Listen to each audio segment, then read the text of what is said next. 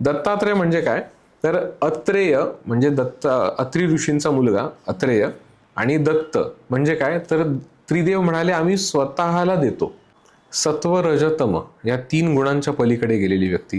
देणारच आहात तर मला हे द्या की त्रिदेव माझ्या पोटी जन्माला यावे. चर्चा केली त्यांनी. 100 वर्ष एका पायावर उभं राहून त्यांनी तप केले.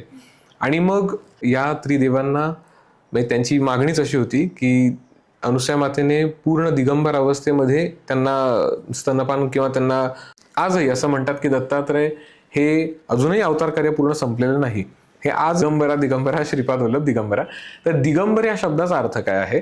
दिग म्हणजे दिशा, अंबर म्हणजे वस्त्र.